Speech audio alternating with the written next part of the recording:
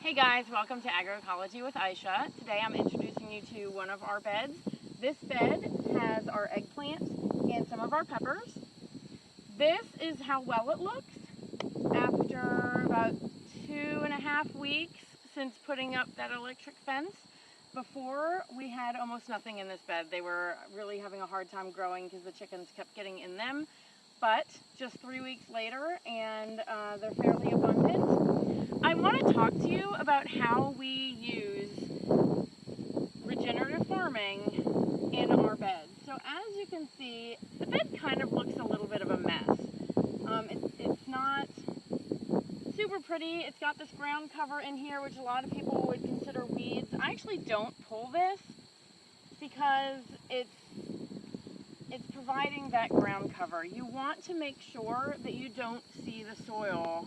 Soil should be covered at least 90%, but preferably more than that, and that helps to make sure that the microbes underneath are able to grow and they don't die.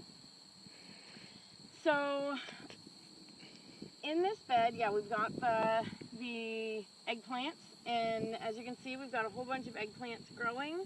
I've had a hard time since putting up the fence with a family of rabbits coming in, so we should have actually had a lot more eggplants than this, but they've eaten probably about half of them. But we have a good crop right now.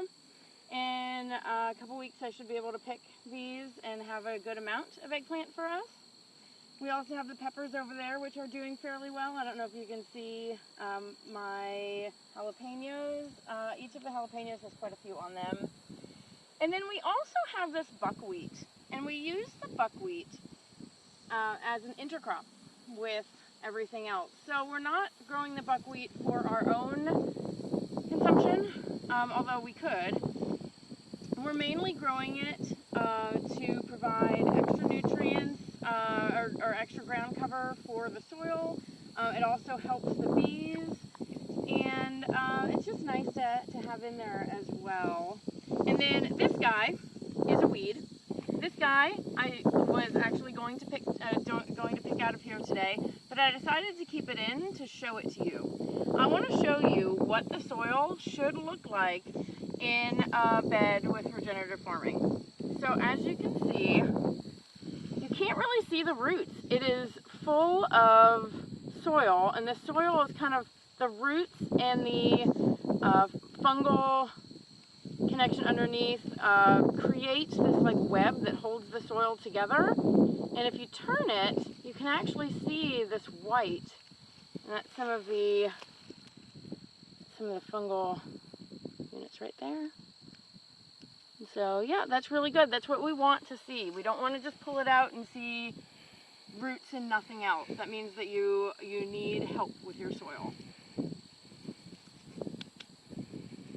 Then we'll go ahead. And this actually needs a little bit more ground cover throughout here. You can see the soil, which isn't great. We're going to be working on that after we're done here. We'll cut these down and replant. We're going to do the winter rye, and I will go ahead and film that when we put in the winter rye, show you how to do that. And then next year we should have a good thick layer of cover over our soil before we begin to plant again. So this is how we do this. This is our